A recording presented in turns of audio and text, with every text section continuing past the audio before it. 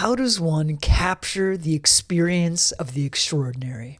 How do we create an extraordinary experience out in our life, in our results, in our relationships, in our roles? And how do we create an extraordinary experience from within? I want to share with you some really simple principles and some examples of how you can create this for yourself. So I'll first start by sharing a story. My life has not been extraordinary. In fact, I would say it's been the exact opposite of that. It was filled with normalcy early on in my life and also suffering for, I think, still half of my life. Now, today I live an extraordinary life in a lot of different ways. You would look at it and from the outside, not necessarily, but my experience is having an access to the extraordinary vis-a-vis. For me, it was a spiritual path. This is not what you need to have in order to have an extraordinary life. And I want to share some things of how you can get this no matter what you're up to. So in my life, I had the great blessing actually of suffering. I don't hear a lot of people say that.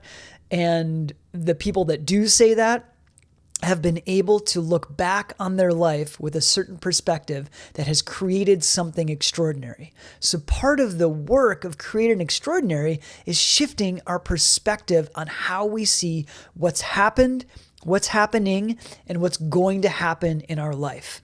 Can we create a certain kind of perspective that no matter what is happening out there with us, to us, in front of us, for us, can we create the perspective that it's helpful, that it is productive, that it gives us something of value, and that somehow it gives us the context that we're transforming and everything is getting better than it was, right?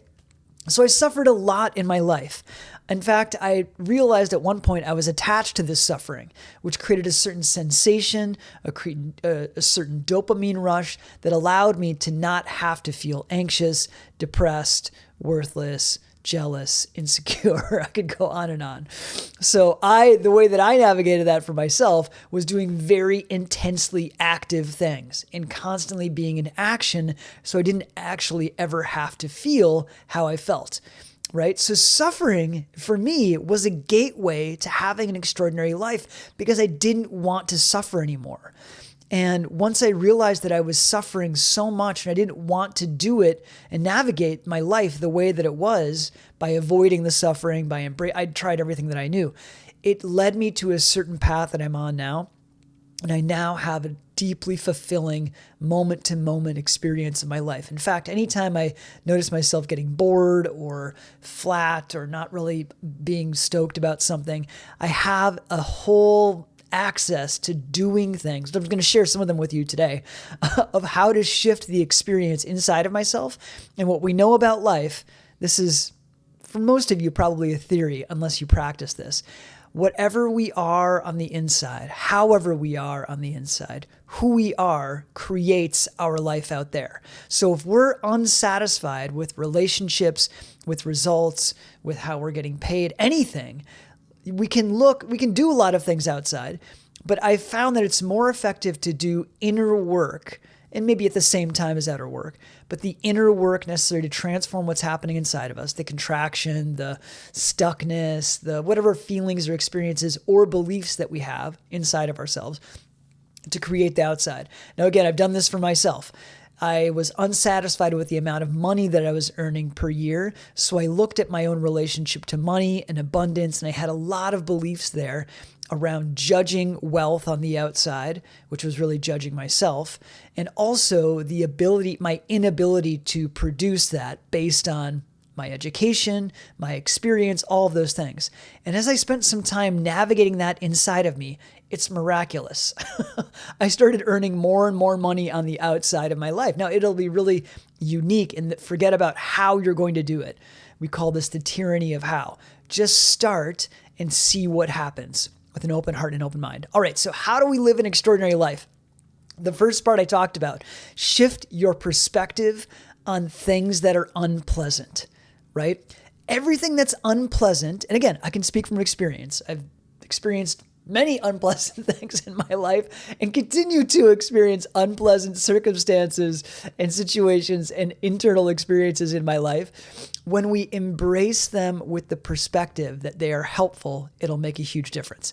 So there are two things that we can do to create an extraordinary life. Now I'm going to get to this. The inside work and the outside work.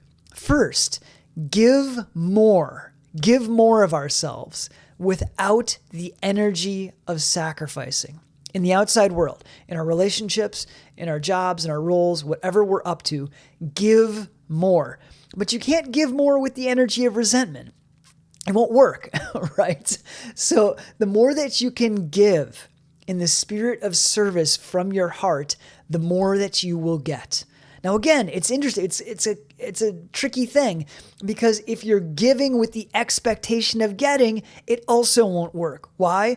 Because the energy that we are driving our thoughts, our feelings, and our actions with is a lower frequency. It's contracted. It's based in not getting enough, right? Or there's not enough. Or giving with a certain I'm gonna give, but I better get the. It's like transactional. Right? It's like going to a store and buying a candy bar or whatever, right? I'm going to give you this, you get me that. But the life in its essence doesn't work that way. There's a flow to life.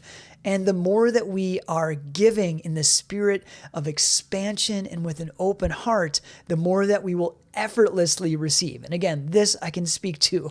It miraculously. It doesn't make sense how much I have been given in my life as I started practicing even just this one principle. So in the outside of our lives, give more without the energy of expectation, without the energy of that we're sacrificing something or we're giving something away that we care about, maybe for a minute, but then get over it, right? And see what happens. And in our internal world, give more of ourselves in the spirit of courage. Open up to what we're feeling, what we're uncomfortable with, and release.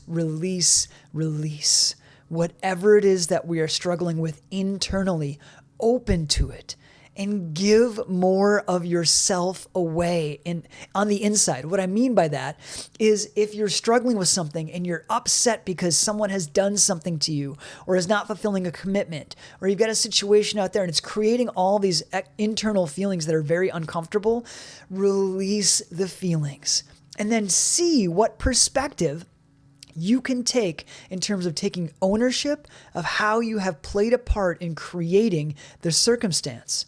Right? Or how you can create a certain internal response that will create better internal results, meaning accepting people as they are, right? Accepting people that they're just not going to fulfill commitments with me. They're just not that kind of person. Why do I keep getting frustrated by this? I will never forget this story I had a few years ago with a friend of mine. I was very frustrated with a colleague that I was working with. I was like, how can he not fulfill this commitment? And I couldn't get out of the job. At that time, I needed that. At that time, that's what I needed to do. And it was clearly there was something happening here that I needed to navigate. And my friend said, why are you expecting him to change? And I had a whole host of reasons, right? He should have. It was his role as his job. What he said he was up to. He should have changed. I mean, I was very upset that this person was not shifting their behavior, and they were a very challenging person to be around. And then he said, "Okay, they're never going to change. Now what?" And I was like, that's really frustrating. He's like, yeah, now what? What he was teaching me was all about how the frustration that I was unconsciously choosing was my response to the situation that was unchanging. So we have an unchanging world outside of us, seemingly unchanging circumstance or unchanging world in the outside of us. We do the same thing, which for me is like being irritated or frustrated, right? Historically. And then what can we do? If this isn't going to shift, what do we do here? If we shift this, the external circumstance will shift. I just take my word for it and try it a little bit earnestly and see what happens. Because as soon as I did that and I shifted my internal experience, meaning in this case, I accepted this person as they were and then chose for myself a different response. Why am I getting so frustrated that I'm expecting them to act differently? They're just going to. And I started to find my own way in that circumstance. You'll find your own way. This is really what we call surrender. We find our own way of navigating a circumstance that doesn't change, and then lo and behold, the circumstance often changes. Why? Because we've shifted our internal state. It's beautiful. This is the key to having an extraordinary life. You've got this. All my best to you.